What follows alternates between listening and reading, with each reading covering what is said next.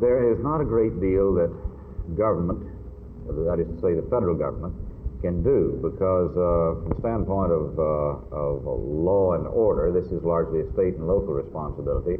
From the standpoint of what goes on the campus, this becomes largely a matter of college administration responsibility.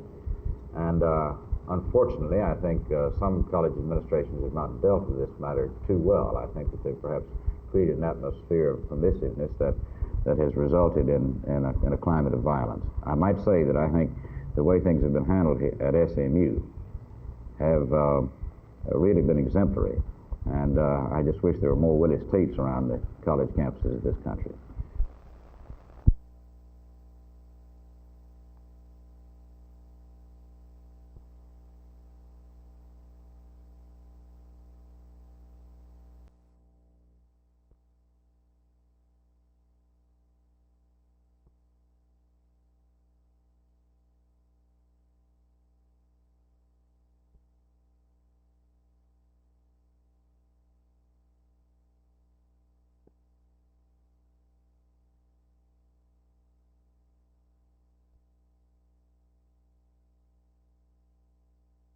Of course, you know these were all sale cases. It was an undercover operation stretched over several months. We were real pleased to find that there wasn't any direct affiliation or direct connections with our schools in Garland. We have two large high schools here. We have some junior high school, but we could not find any connections, even from our undercover agents' information, that there was any connections or affiliations with this group of traffickers in our schools or with our school students. Now, all of these were out of school, older than the high school graduate. What type of stuff were they pushing? They were pushing most everything. The majority of it was marijuana.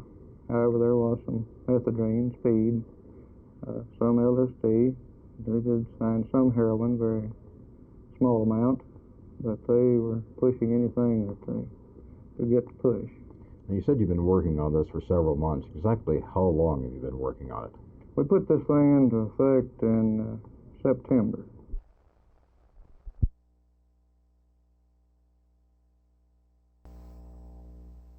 A lot of Dallas drivers are still working, especially the ones with small companies, in spite of the Teamsters strike in the Northeast and the Midwest.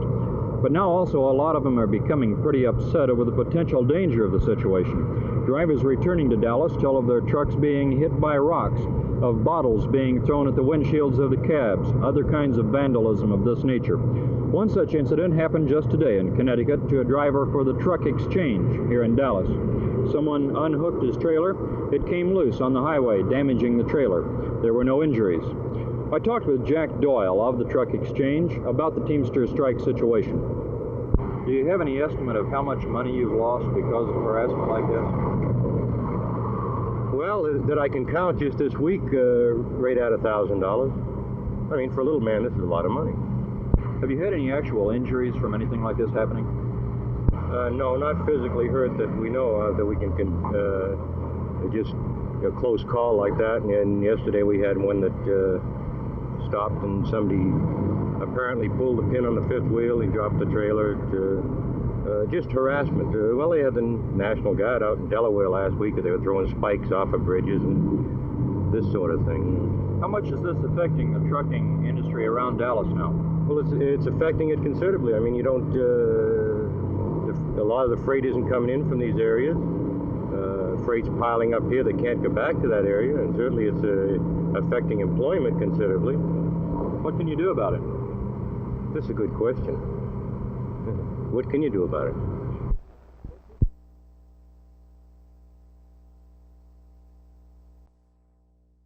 Well, yes, I think, of course, the wind, if it died down, I think the course would become much easier, and I think the scores would, of course, become much lower.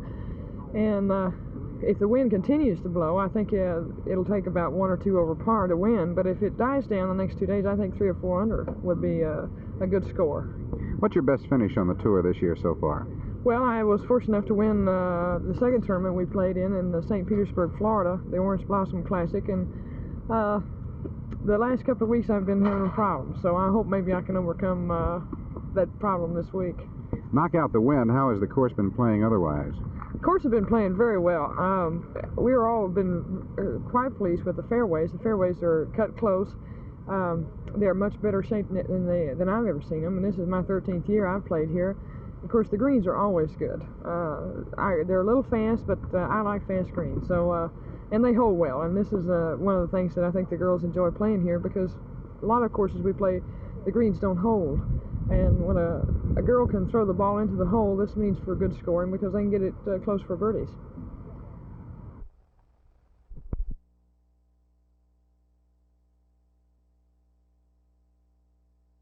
Basic disagreement is this. We feel that when the city uses our facilities that we are living up to the agreement of making no charges beyond the expenses that are incurred. But when we use city facilities, we don't believe that it's being administered that way on their part. And what would you like to pay? Well, we feel that tax-supported institutions ought to cooperate and not charge each other beyond actual expenses incurred. We feel this would be fair to all concerned. What do you term actual expenses? When we rent a school building, if we have to hire a custodian to come in and clean the facilities, then we feel that those are the expenses that ought to be paid, and nothing beyond that.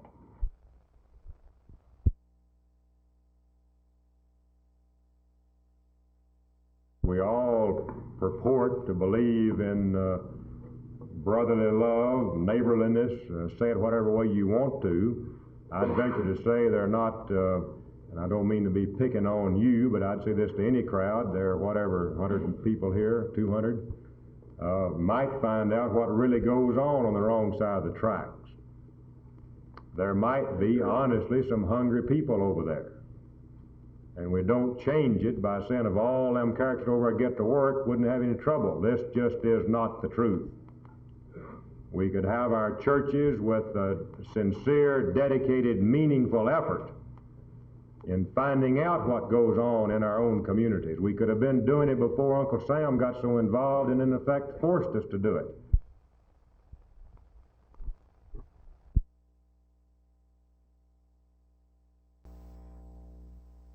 This is allowed to continue.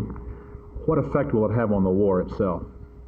I don't think it will, because I don't think that an administration can allow vocal dissenters demonstrating or fomenting violence to influence policy. They don't necessarily represent a majority viewpoint to begin with. And two, the president has available to him knowledge, intelligence, and information that others don't, and he has to act with some degree of independence. I do think, however, that certainly students have a right to express their viewpoint. They've done so at SMU, and I think they did so in a very fine way. And what I said a moment ago about Willis Tate, I would like to also say about the student body here that's been tremendously responsible.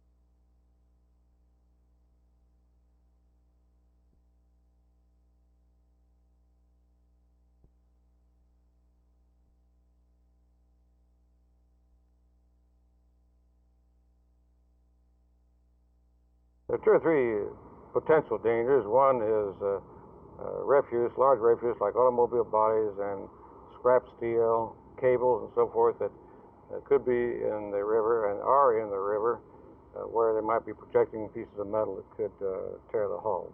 What provisions do you have to guard against these things? We have underwater applicable tape so that we can make temporary repairs even with the hull wet and underwater, until such time as we can haul out and make permanent repairs from the repair kit which is being taken along in our camper. I noticed that your kayak is quite loaded with provisions. Do you plan to replenish along the way, and if so, where do you stop for water and food and what have you? Yes, we sure do. We have provisions aboard for about 5 days' supply. However, we plan on meeting our escort camper about every second day for reprovisioning with food and supplies. He'll meet us at highway crossings where we'll stop and he'll resupply our water and fuel and food and any other supplies we may need. You won't be stopping at any grocery stores or service stations along the way? There are no grocery stores or service stations within 3 miles of the river, and I only know one that's that close. Most of them are 8 to 10 miles away. Second.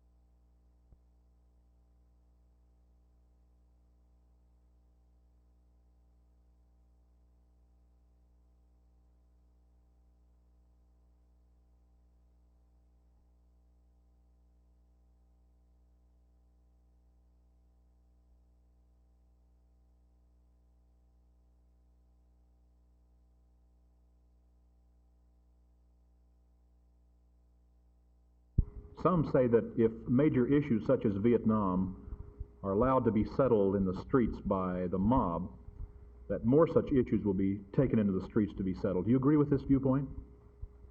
I think it would be unfortunate if people resorting to violence did influence government, because it would be an incentive to further violence. Do you feel that President Nixon and Vice President Agnew, in a sense, should apologize to the students, as it seems they may? No, I don't think any apologies are necessary. I do think that Nixon is now trying to communicate with students and with college presidents and faculties. I think he's doing his best trying to communicate.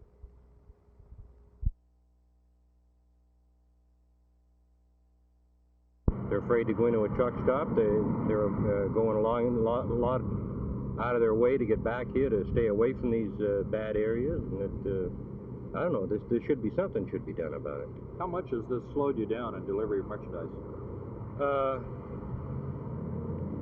It'll run at least a day, 2 days late.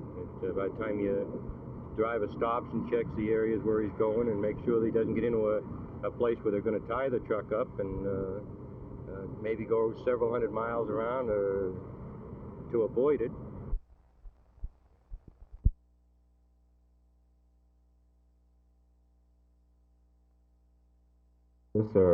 Will there be a compromise between the school board or the city in this regard?